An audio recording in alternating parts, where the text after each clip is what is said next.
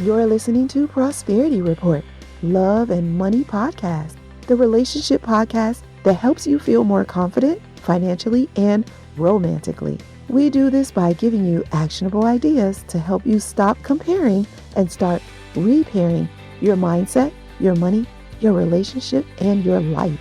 I'm your host, connection.The, best-selling author, international speaker, hypnotherapist, and financial therapist. Let's grow with the flow together. Enjoy the show. Hey there, my Prosperos. Welcome back to another episode of Prosperity Report, Love and Money Podcast. So glad you're here. And this month is Women's History Month. And we're going to be talking about women, confidence, but we're also talk some about men. For example, today we're going to talk about the benefits of masculine and feminine confidence. We'll break down masculine and feminine energy, some misconceptions, and then we'll get really clear on what masculine and feminine confidence is, but also what it isn't. There are benefits in both, and either can serve you if you use them at the right time. This is why it's important to know the difference so that you can know when to tap into each. I do want you to know that both men and women possess feminine energy. Both men and women possess masculine energy. The great thing is, masculine and feminine energy has nothing to do with being a man or a woman. It really has a lot to do with giving and receiving, solving and resolving, pushing and pulling. Let me break that down for you. Masculine energy, masculine confidence is about force, pushing. Feminine energy, feminine confidence is about pulling or drawing you in. You know how when they talk about seduction, a lot of times they show you a woman luring a man in, because that is what we're capable of. Feminine energy pulls, contracts the energy in, where masculine energy pushes, forces, so that the energy goes away. Now, a lot of times masculine and feminine energy, masculine energy is looked at as, the fight, the confrontation, where feminine energy, feminine confidence is the peace, the resolution, where the masculine energy is more the confrontation. Now, confrontation is not necessarily a negative word. It can be a positive word. It really just means to face it. Resolution can be a positive or a negative word. Sometimes we resolve things a little too early. Sometimes a confrontation is needed before the resolution. This is why we learn to balance or find harmony between masculine and feminine energy. It's important to know when it's time to confront and when it's time to resolve. I want to break that down even further. Let's go to our good old friend, society. Society is such a bully, pumping messages into us that actually divide us when we should be coming together. We need each other. But because society says feminine is over here and masculine is over here, and the two don't collide unless they want to make babies. Just not the truth. It's not right. There's feminine and masculine in all of us, and there's feminine needs and masculine needs on this earth. When we separate the two, we do ourselves a disservice because we're not getting the full benefit. Here's another misconception that society has us believe. Feminine energy is weak, while masculine energy is strong or powerful. I have this statement about my mom, and it goes, "She will never beat you, but she will always win." That's because she uses her feminine energy, her feminine confidence in a way that pulls you to her, and it makes you want to be there for her, doing whatever it is she asks you. Not that she smack me down or anything. Never. She'd never do that. But there was this fear of just the strength that she had as a woman. And there's so many women that have this. But society makes us think that if we want to be powerful, we've got to be masculine. So women go into the workforce and they put on their pantsuits and they cut their hair and they try to be men or they try to be masculine. And it doesn't serve them. Because what happens? People say, oh, she's a B. You know that word. Or she's a devil or evil. Whatever the words. Now, if a woman is strong and boisterous, she gets called names like bitch or devil. But if a man is strong and boisterous, he gets looked up to, respected. Society decided that feminine energy is weakness, masculine energy is strength. And so because of that, we tell our girls to just be quiet and don't be seen. And we tell our boys, don't you cry, go out there and get them. We don't allow boys or girls to tap into the opposite energy. Why is that? Mainly because we're afraid. It's all about fear. If a woman taps into her masculine energy, then she won't need a man. If a man taps into his feminine energy, then he'll be too girly. Well, what if a woman or a man could find value in both masculine and feminine energy? There is something so powerful about being a woman, and there's something very powerful about feminine confidence. Feminine confidence is like no other. It's like how a woman can walk in a room and all eyes will go to her.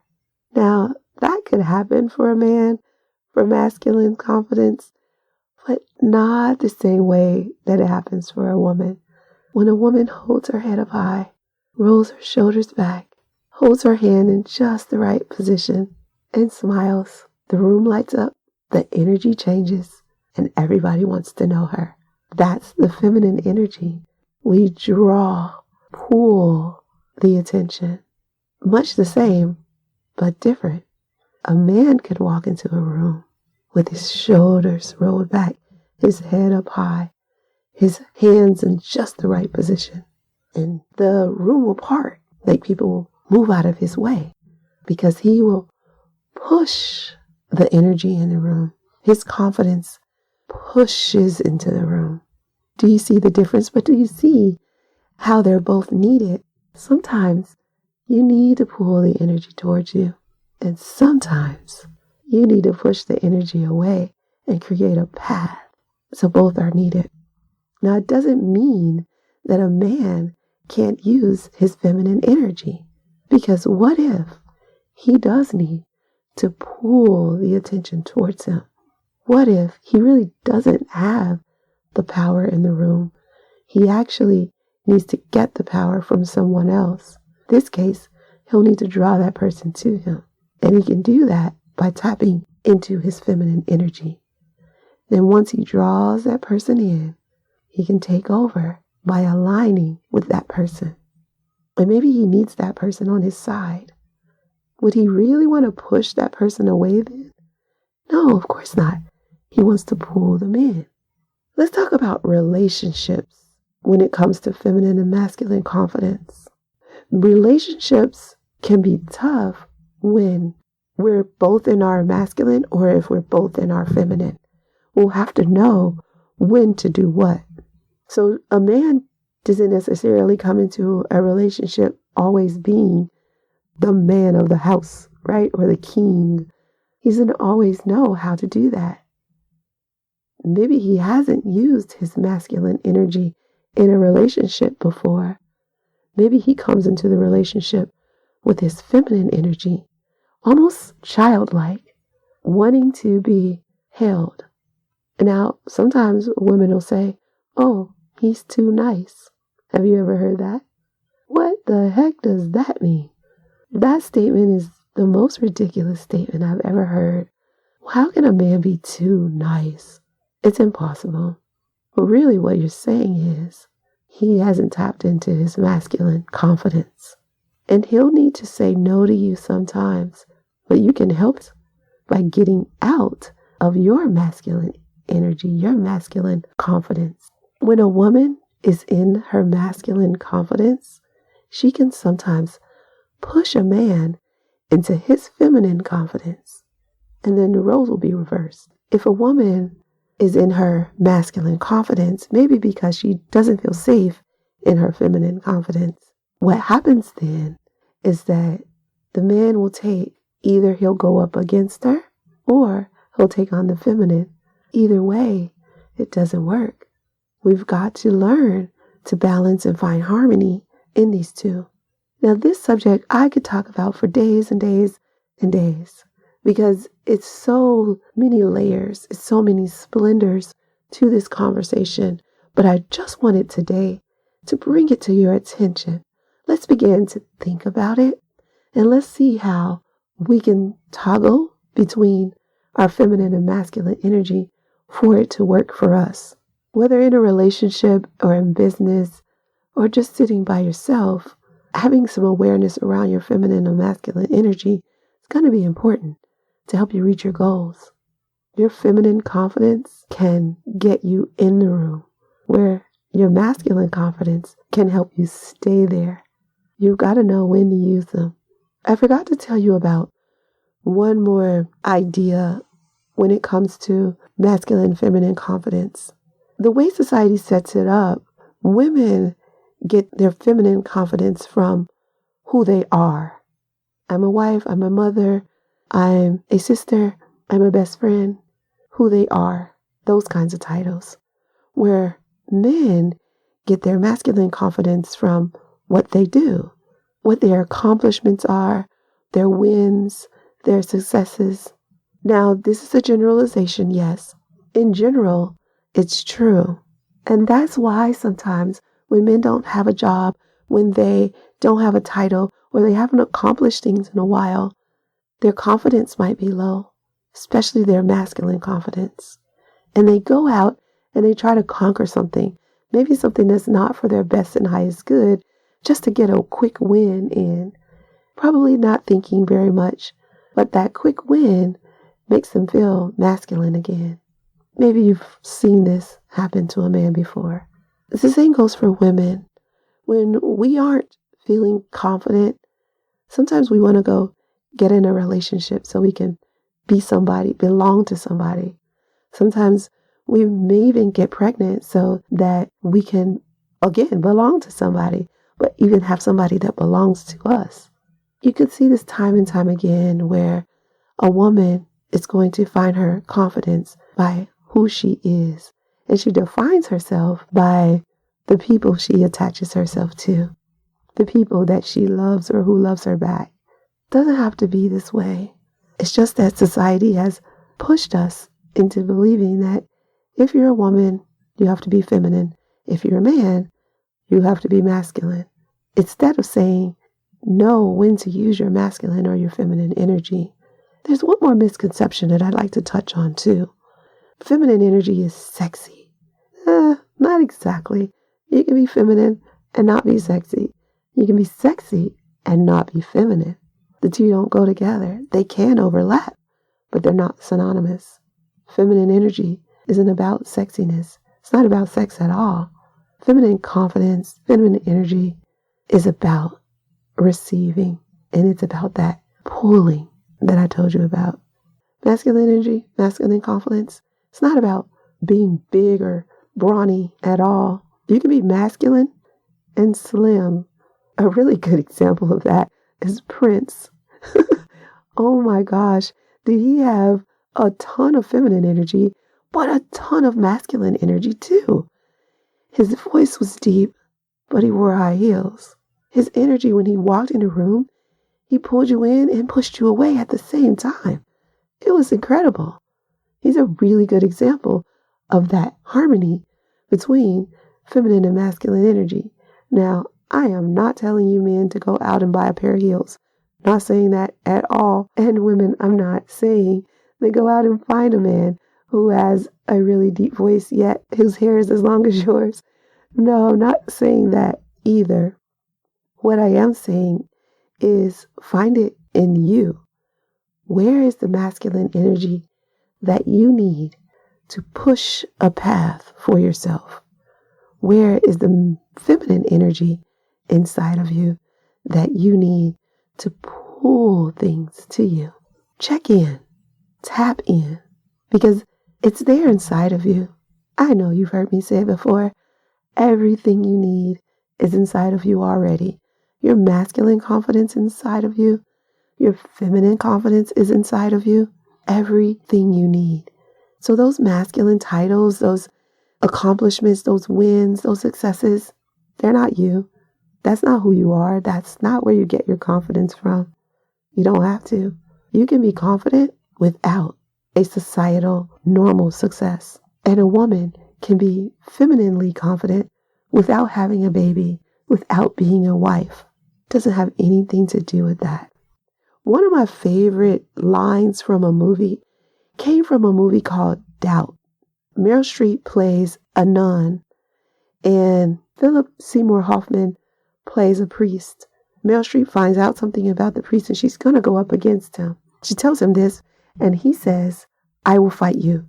You will lose," says the nun, Meryl Streep.